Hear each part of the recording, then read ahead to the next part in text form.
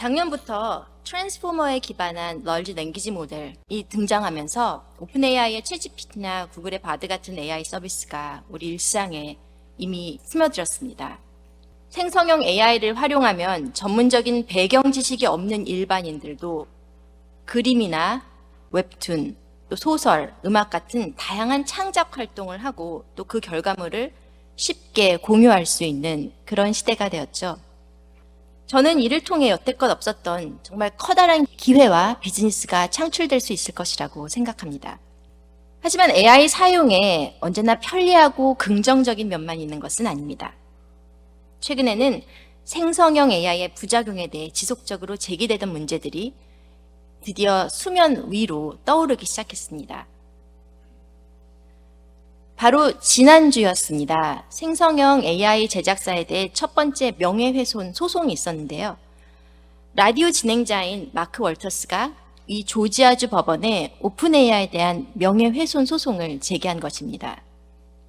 월터스는 한 기자가 챗GPT를 활용해 실제 진행 중인 소송에 대한 판결문을 요약하는 과정에서 챗GPT가 기자에게 가짜 고소장을 통해서 완전한 거짓 정보를 제공했다고 주장했습니다. 실제 월터스는 이 소송에 전혀 관여된 바가 없었습니다.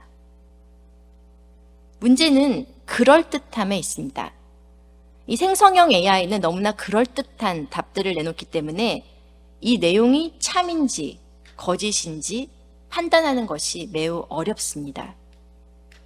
물론 깊은 생각을 하지 않아도 알 법한 그런 간단한 계산의 결과나 너무 자명해서 부정할 수 없는 정보는 금세 거짓이라는 것을 알아챌 수 있지만 우리가 잘 모르거나 처음 들어보는 영역의 정보에 대해서는 그럴듯한 화법으로 포장된 낯선 정보가 우리 모두 그 정보를 아무 의심 없이 받아들이게 합니다. 이 사례를 통해서 제가 말씀드리고 싶은 것은 어느 기술이든 마찬가지겠지만 특히 AI 기술 사용에는 양면적 성격이 극명히 드러난다는 것입니다. 앞으로의 일은 아무도 예측할 수 없지만 저희는 오랜만에 찾아온 인류 문명의 대전환기에 갈림길에 서 있는 듯합니다. 지금 이 시점에 AI 시대를 제대로 준비하고 적응하지 못하면 인간의 미래나 인간적인 미래는 사라질지도 모릅니다. 하지만 반대로 잘 준비하면 아주 크고 많은 편리함과 또 자유를 누릴 수 있을 것이라고 생각합니다. 여기서 그 문제가 무엇인지 그리고 그 문제가 우리 개개인과는 어떤 관계가 있는지를 잘 살펴볼 필요가 있을 것이라고 생각합니다.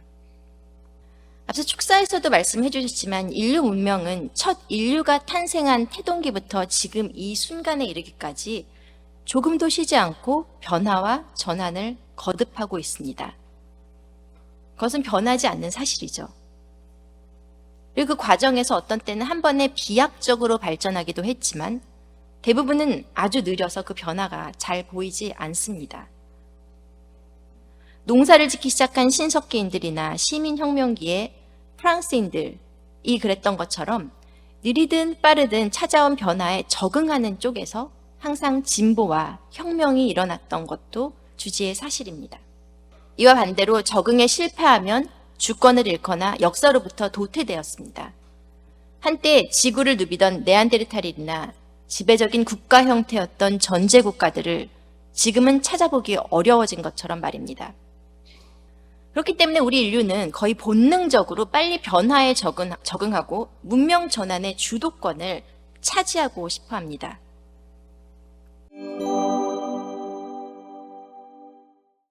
우리가 살고 있는 이 시기에는 이전의 문명 격변기와는 확연히 다른 점이 많이 나타나고 있습니다. 물론 기계화나 자동화 자체는 아주 오래전부터 시도되었고 실현되었지만 이번 전환기에는 아예 불가능했던 영역, 즉 인간의 사고와 의식의 작용에 필요했던 일들조차도 자동화되려는 조짐이 보이고 있습니다. 걱정스러운 것은 이 변화가 인류의 주도로 만들어진 것은 맞지만 앞으로 어떤 일이 어떻게 일어날지 인간 스스로 예측할 수 없고 또 변화의 주도권조차도 잃게 될지 모른다는 두려움입니다. 이전에 존재했던 AI의 개념이 하드웨어의 진보를 만나 거대한 기술 전환이 시작되었지만 이 기술 발전의 속도와 범위를 계속해서 인간 통제의 아래 두는 것이 쉽지 않을 것으로 전망되기 때문입니다. 그리고 이렇게 한 번도 일어난 적이 없는 일들을 맞이한다는 것은 아주 낯설고 때로는 두려운 일이기도 합니다. 6개월 동안 AI 기술 개발을 멈추자는 제안이 미국의 시민사회에서 나올 만큼 매일같이 쏟아지는 정보의 폭류 속에서 전문가가 아닌 사람이 이미 존재하는 정보를 선별하고 받아들이는 것조차도 벅찬 것이 오늘의 모습입니다. 저는 생성형 AI의 등장으로 우리 인류의 문명이 어떤 국면을 맞이하게 될지 또 어떻게 그에 대처하면 좋을지를 여러분과 함께 생각해 보려고 합니다. 2016년쯤 딥러닝 AI들이 본격적으로 등장할 때만 해도 AI는 바둑을 두거나 간단한 질문에 대답하는 정도였습니다. 이후 AI가 할 수 있는 일이 꾸준하고도 비약적으로 늘어났지만 인간과 협업해서 이렇다한 결과물을 내놓지는 못했습니다. 하지만 생성형 AI가 인간의 언어를 매개로 소통하기 시작하면서 무수히 많은 컨텐츠를 생성해내기 시작했습니다.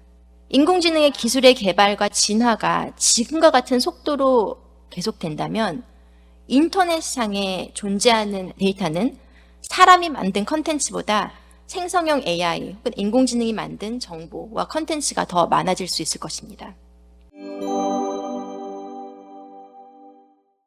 이 인공지능 기술이 개발될 때마다 항상 따라다니는 문제가 있었죠.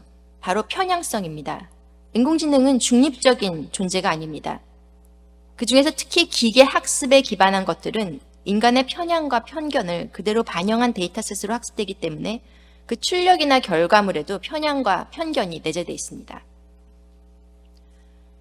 최근 AI의 스타트업인 허깅페이스와 독일의 라입치히 대학교 연구진에 따르면 달리2의 CEO나 책임자 같은 지시어를 입력할 경우 백인 남성 이미지가 생성되는 비율이 97%에 이른다고 합니다. AI가 만들어낸 인간의 이미지가 얼마나 백인 남성 중심의 고정관념에 사로잡혀 있는지를 다시금 확인할 수 있는 충격적인 결과였습니다. 생성형 AI뿐만 아니라 AI 기술을 활용하고 있는 산업에서도 편향성은 많이 발견됩니다. 의료 서비스가 그 한 예입니다. 국제학술지인 사이언스에 연간 2억 명이 사용하고 있는 미국 의료 시스템에 인종차별이 일어나고 있다는 연구 결과가 발표되었습니다. 캘리포니아 대학 버클리 보건대학원 연구팀이 의료 시스템 데이터베이스와 인종 데이터를 비교한 결과 만성질환의 수가 같은 경우라도 흑인의 건강 위험 점수가 다른 인종보다 10점이 낮게 나타났다고 합니다.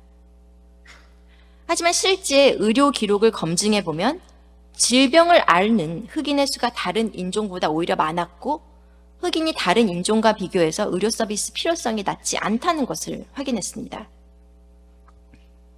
이런 차이가 나타나는 원인은 흑인이 지출하는 연간 의료비가 다른 인종에 비해 평균 1,800달러가 적었기 때문이었습니다. 알고리즘이 흑인 환자의 치료 수요를 비흑인 환자에 비해 과소평가하면서 이런 불평등이 데이터베이스에 나타난 것입니다. 인종 편향성을 경계하는 또 하나의 사례가 있습니다. 우리는 코로나 팬데믹을 겪으며 산소 포화도 측정기를 일상에서 많이 접할 수 있었습니다. 산소 포화도 측정기는 적외선이 피부 아래 혈관을 투과하면서 혈액의 헤모글로빈이 산소를 얼마나 머금었는지를 측정하게 됩니다. 그런데 2020년 미시간 의과대학 연구진이 뉴잉글랜드 의학 저널에 발표한 논문에 따르면 산소 포화도 측정기의 수치와 실제 동맥혈을 채취해서 나온 결과를 비교했을 때 인종에 따라 차이가 났다고 합니다. 인종별 멜라닌 색소의 차이가 적외선 투과량에 영향을 줘서 피부가 어두운 사람일수록 실제 혈액 내 산소 포화도보다 높은 값으로 측정될 수 있다는 분석입니다. 산소 포화도 측정기는 다양한 인구 통계학적 데이터의 수집 없이 개발되었기 때문에 백인 환자의 그것을 표준으로 하고 있습니다. 결과적으로 이는 유색 환자의 산소 포화도 수치를 실제보다 높게 보고할 가능성이 높습니다. 문제는 이런 데이터가 병원이 결정을 내릴 때 참고하는 혹은 의료 장비의 소프트웨어 속 알고리즘에 공급되는 핵심 데이터 중 하나라는 것입니다. 이 문제는 산소 포화도 측정기뿐만 아니라 다른 착용형 의료기에도 나타날 수 있습니다. 이렇게 인종별 차이가 있는 데이터를 학습하는 알고리즘이 과연 편향적이지 않게 설계될 수 있을까요? 또 신뢰할 만한 출처 방법으로 데이터를 얻었더라도 특성이 다양한 데이터를 다루다 보면 어떤 형태로든 편향이 생기는 것은 자연스러운 일입니다. 근데 이러한 편향이 사회의 특정 계층이나 집단 혹은 개인을 부당한 차별이나 편견에 휩쓸리게 만들 위험이 있으면 더욱 조심스럽고 세심하게 접근할 필요가 있습니다. 이런 편향성 문제는 AI가 만들어내는 광활한 세계에 생각보다 훨씬 더 많은 근본적인 영향을 미칩니다.